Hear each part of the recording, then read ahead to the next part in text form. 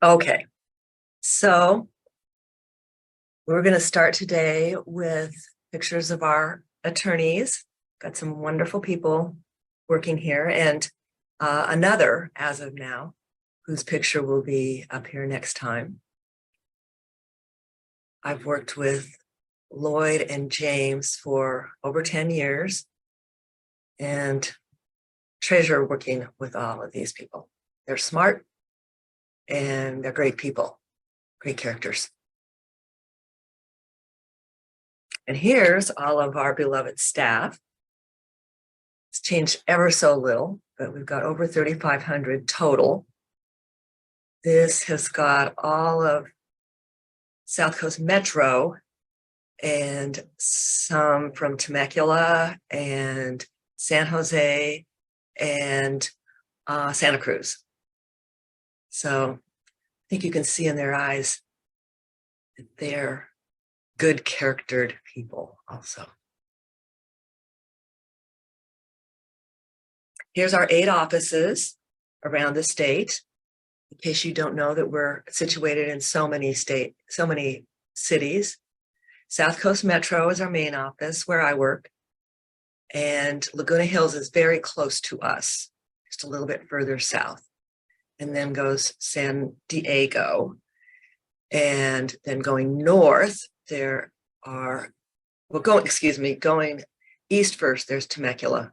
Going north, there's Pasadena, San Jose, Santa Cruz, and Sacramento. All great places to see you in person when possible. So, getting down to brass tacks. Here's our substantive tax agenda for today. California property tax planning, which got a detriment yesterday in the California Senate Finance Committee, estate and gift tax planning, and 2 solutions, charitable remainder trusts and foundations, another solution with regard to a payroll tax, and that's the employee retention tax credit, and then finally, my bread and butter, business and tax planning, and we'll give you some more ideas about how we can help. So it pays to stay informed, especially with taxes, and save you money. It can protect your legacy long-term, and it protects against penalties and interest, 2 things that I hate in the tax arena. So life changes often have tax implications. Minor children becoming adults, marriage is a life change that needs to often be protected with a prenup, a prenuptial agreement to set forth each party's desire with regard to their separate property that they bring into the marriage and their property that will still be inherited from their parents, and they want to keep separate and not shared with the spouse, at least initially. A prenup can always be vitiated entirely or revoked and modified in the future if things change. We have referrals to divorce attorneys, but I can help with taxes. New babies or adoptions, the joy of life. New business, that's what our department helps with a lot. Having perhaps an advice retainer to talk about whether you need to consider an entity and how it might benefit you from a liability protection, a tax protection scenario. And next, buying or selling a home, that's estate planning can help with those kinds of things, as it can they with new higher tax brackets. That has a lot to do with seeing how much deferred comp you can get, so you don't have to pay all of the taxes up front. And then with respect to the life change at death or inheritance, that is for our trust administration department. They're very, very good at it. In fact, I believe they're probably the best in the state. They've got their procedures down very, very well and have tried and true paralegals and assistants to assist you when the time comes. California property tax planning. So as we all know, Prop 13 was a wonderful world that we used to live in with regard to transfers of real property between parent and child. And Prop 19 is not so much. But I want to start by telling you the general property tax rule, because very few understand this, but it's simple.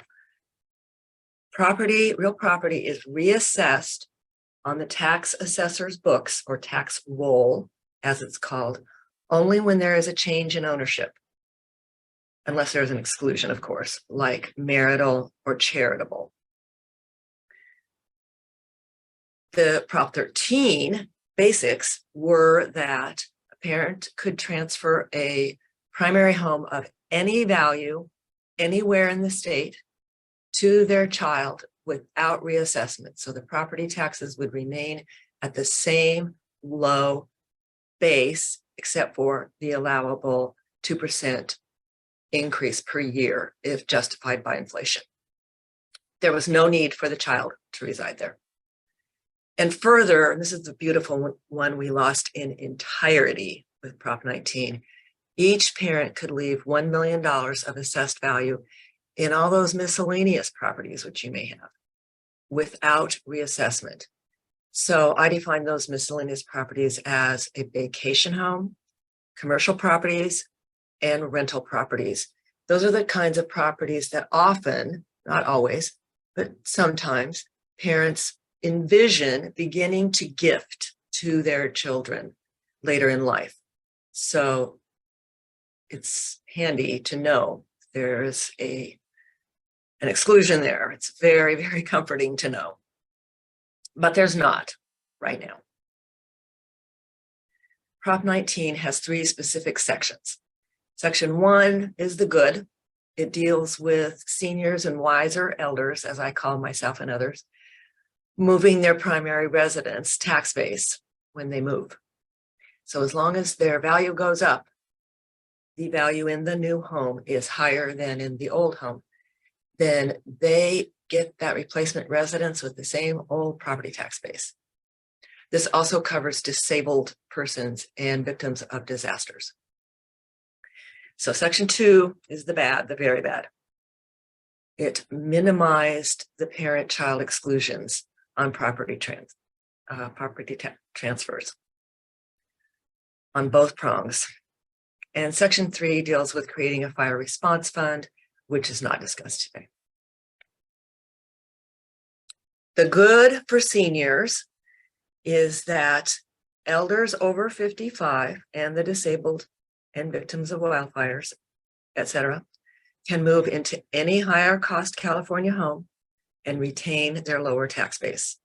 They can do this a total of 3 times in their lives. So it's a very wonderful provision. The only tightness on this is that you must buy your new home within 2 years after selling your prior home. So that's a very stringent requirement and must be highly respected. Take a note if you're close to that situation. Prop 19 restricts the parent-child exclusion as follows.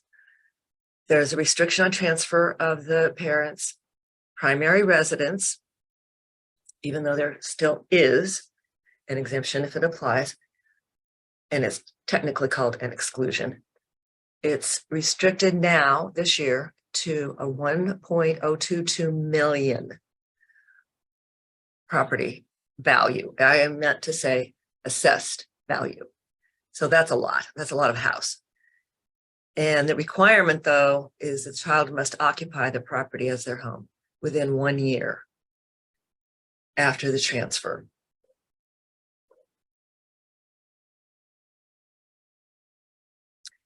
So with regard to miscellaneous property, we put this a little negative, but we're calling it a California death tax, as many speakers do.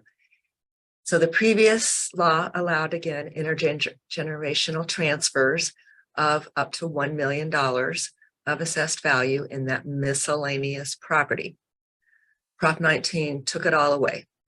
And now there's going to be a tax bill along with the sympathy cards for your parents. This could seriously affect rental properties and particularly low-income housing, which it's being predicted that millions of units might be lost if the lower income owners have to sell the apartment building and it ends up being demolished, and those low-income housing units are no longer.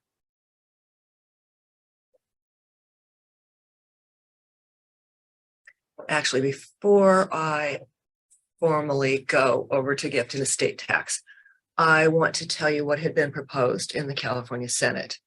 And that was a constitutional amendment called Amendment 4, was introduced in the Senate to bring back that miscellaneous exclusion. So more on that later. Now we're in gift tax. And to make clear, for those of you who might not be crystal clear yet, a gift is a lifetime transfer. That is from one donor to one donee. Gift tax applies to those transfers if they're large in value. However, certain gifts are excluded. And the main one that's called an annual gift exclusion is up to $17,000 per person per donee.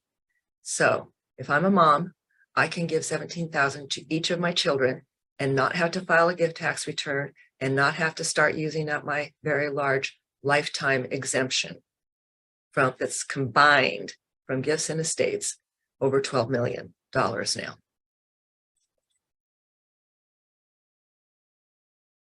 The federal estate tax applies to transfers made at death. And it again excludes transfers made to your spouse or charity. And right now has a huge exemption, $12.29 million for your combined gifts and estates. However, the current law is set to revert to a much lower exemption of $5 million, increased for CPI or inflation up to about $6 million beginning January 1, 2026. So many of our clients are starting to keep that number in mind because they don't want to have to make last minute stressful gifts into trusts, irrevocable trusts, to avoid paying 40% on the overage. And I want to clarify that sentence. Anything over $12.92 million of value of assets, not the assessed value, the actual current market value of assets, is subject to estate tax at 40%. So it's a huge percentage, not that much larger than the combined capital gains taxes, around 30% now, but nevertheless, you don't want to let that happen. No one wants to let that much money go down the drain. And we've got ideas about how we can help. And that is, estate planners have assumed historically that an irrevocable trust is only for estates that are currently higher than either the 12.9 or the 6 million. Well, that might not be true. Some recent statistics have come out that over 70% of wealth is lost by the time of the second generation, and over 90% by the third generation, because of just lack of care in safekeeping the funds and using them for needs rather than miscellaneous wants. I think it's easy for all of us to fall into that, possibly. So my new proposal is that you consider a simple dynasty trust to protect your legacy for your grandchildren. You also protect the generation skipping tax. so that neither their parents nor them will be subject to estate tax. I think it's a beautiful gift, potentially. Now, a great provision of the tax law is the portability exemption. This means the first spouse to die can take, if you will, the remaining amount of their 12.9 million, and then the surviving spouse who passes away second can use that in addition to perhaps only a 6 million that the survivor might have themselves. So there's good ways in current law without fancy irrevocable trusts to protect yourself against the 40% estate tax. Unless you have way too much and you really need us. So we're going to talk about charitable giving for a bit. Near and dear to my heart. I'm sure most of you know that generous behavior leads to increased happiness when you know it in your heart. But that's a quote from Psychology Today. The tax deductions from those charitable gifts mean there's more money in your pocket, which theoretically can allow you more giving. And the tax deduction can create an eternal legacy by giving to your church, university, or other favorite 501c3 charity. Entities that are going to be around for the decades and lifetimes. Now, foundation is a little tricky there because foundation gifts get a lower deduction, but I'm going to talk about that in a bit. So I'm going to let you just breathe into this wonderful slide on an extremely valuable strategy we can do for you. In particular, this can benefit people who have a highly appreciated asset that they've held over years and years, and especially a real property. But it can be an investment in a stock portfolio, stocks and bonds, or mutual funds. And they just don't want to recognize all of that capital gain all at once at 30% or more combined, federal and state. So they talk to me or one of our planners about options.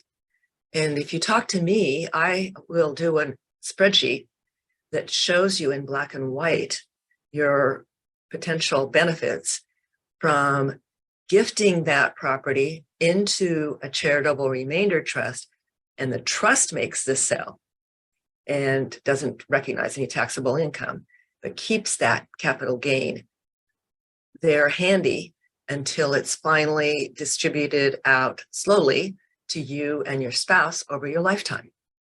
And then you pay a little bit of tax every year, depending on what you're receiving. So it's a huge donor benefit. No capital gain, tax immediately, and the charitable donation deduction at full value, often with a discount, so to use as little as possible of your lifetime exclusion. And you can take that deduction, that charitable deduction on your Schedule A, the year of the donation, year of the gift, and the following 5 years. It just doesn't get too much better than that. And you get all the income for life. And we can structure that income in different ways, depending on what you would like. So don't forget, appreciated property, a capital gains avoidance trust is called a charitable remainder trust. So some CRT details. I've already said if you sell appreciated assets, you get that immediate hit at tax time for the combined capital gains, federal and state. With a CRT, no tax, and deduct current value. And this is sort of a repeat. I'm sorry, but it's so important. The deduction then can be used for the year of trust funding and the following 5 years. Okay, Employee retention tax credit. I am sure you've heard about this on the radio. This is for businesses that were active. They retained their active business status during COVID in years 2020 and 21. And there are two prongs of tests. For gross receipts, there are 2 years of tests.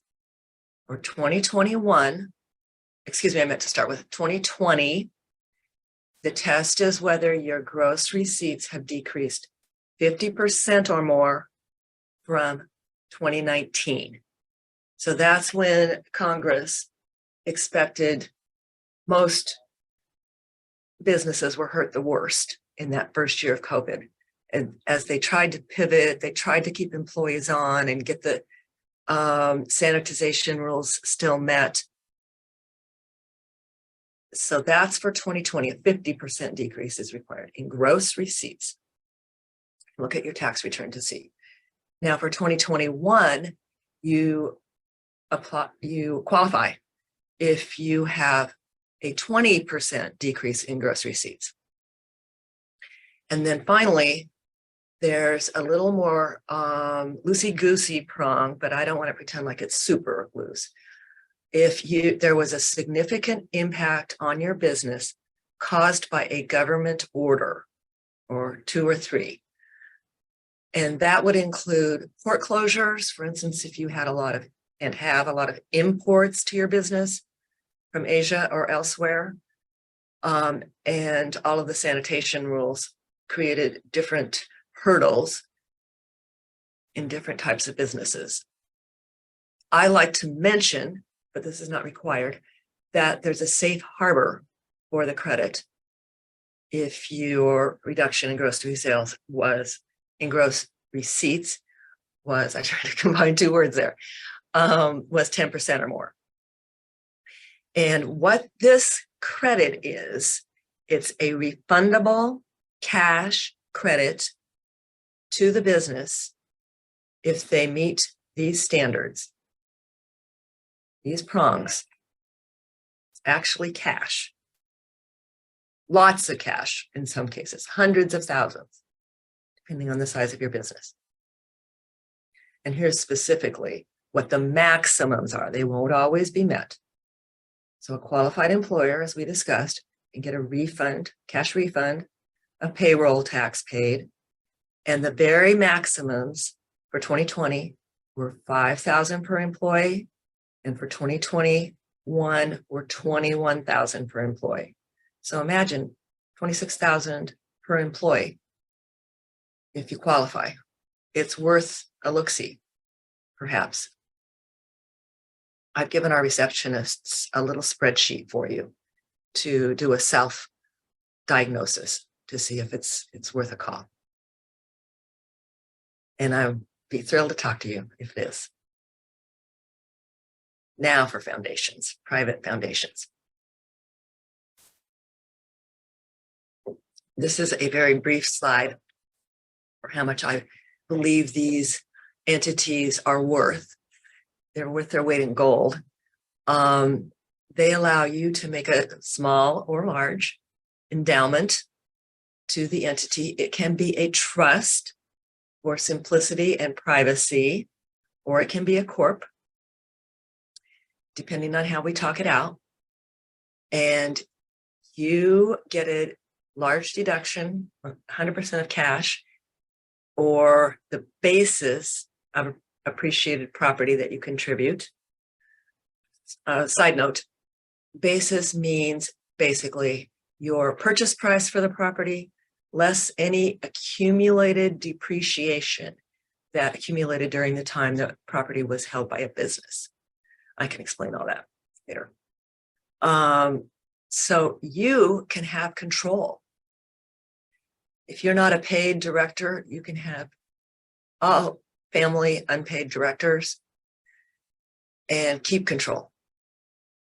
You get to choose your mission. This is heart stuff again. Who you'd like to give to, what segment of society. And or if you want to give to other exempt organizations and pass through the benefits, That can be very meaningful as well. If it's an org that has your current mission as a similar mission, or just something that really appeals to you. And you can always change that beneficiary, by the way, in case of mission drift out there. I'm seeing a couple of foundations now want to grant scholarships to worthy students.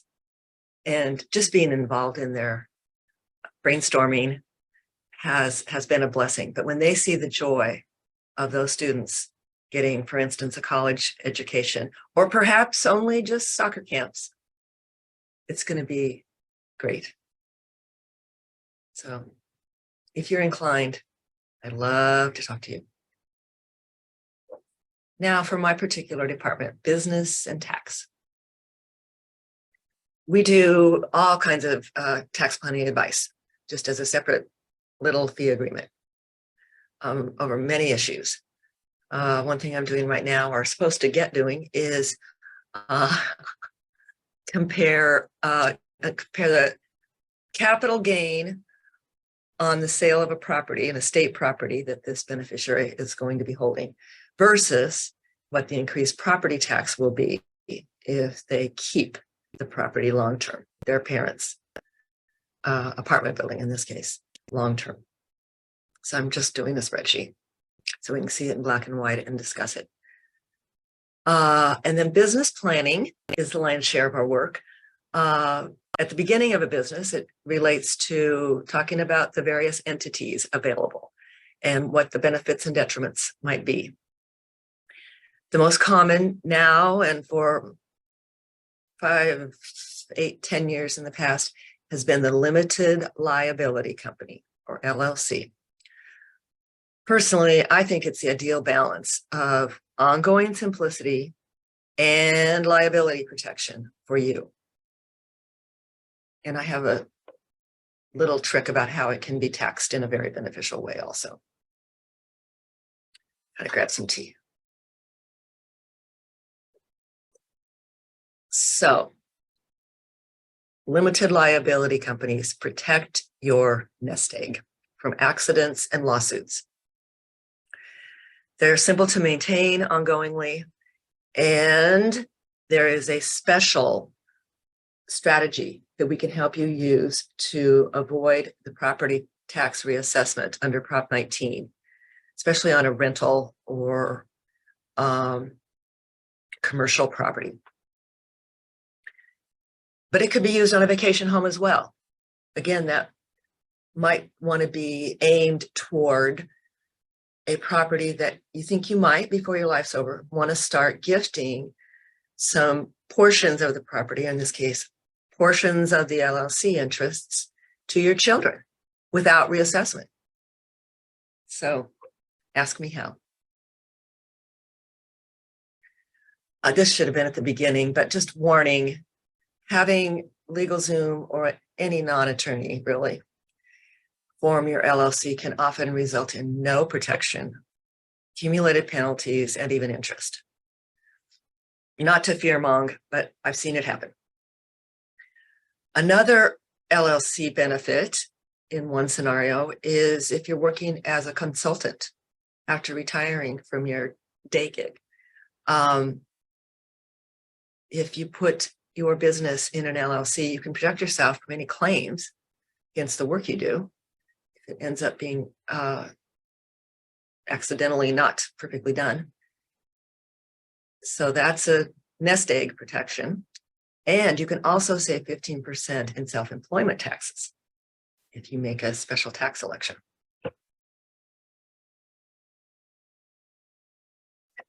Most important, I always emphasize this, if you own a rental property with families or a family living there, there's always a risk of litigation claims. Courts have become increasingly aggressive against landlords and towards protecting the little guy, the tenant. So that's understandable, but I just want our clients to get the best protection possible. So what we've seen is that tenants and friends will look to your deeper pockets if there is a serious injury to their child. Protect your nest egg. Get an LLC. Is my marching cry. If you'll put up with me. Now, what's not mentioned here is a partnership, either a general partnership or limited. General partnerships do not have good liability protection for anyone. And a limited partnership has not good protection for the general partner of that limited partnership. So we can protect against that if that's what you really want.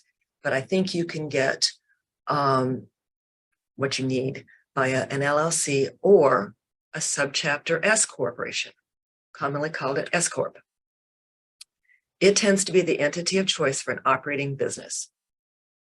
We can minimize your unemployment tax, and you can increase deductions by leasing property from the owners. Can't go crazy on that. It's got to be reasonable. Finally, a C corporation. That's the big Wall Street corps, generally, although some are becoming LLCs. There you've got to really beware of double taxation. The income is taxed first at the corporate level, and then as it's passed out to you as dividends. So that's to be avoided unless there are strongly countervailing issues at play. So how we can help. First of all, my key takeaways. Buy a new commercial, vacation, or rental property in an LLC. It will make your life so wonderful if you ever do start gifting to your kids. Remember charitable trusts for a lifetime income stream to you. You might want to start a discussion about a dynasty trust that will keep some property, not all or even most, there for usage by your children and grandchildren to minimize the estate tax drain.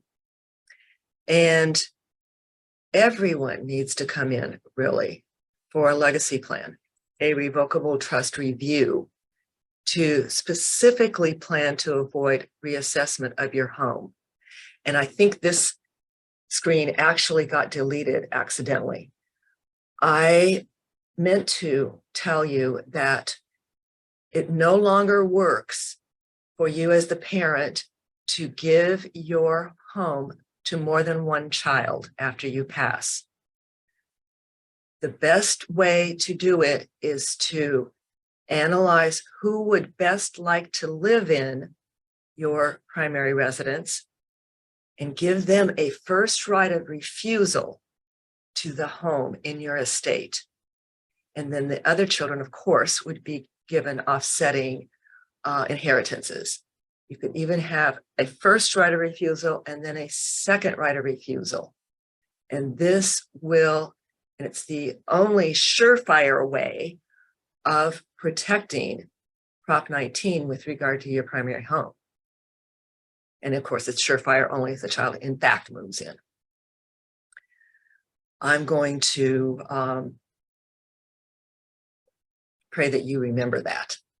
Everybody really needs a revocable trust review after every 2 to 5 years anyway. So there's no cost to come in and meet with one of our estate planners, and particularly do so earlier in that spectrum if you care very much about your primary residence, going to children without undue detriment.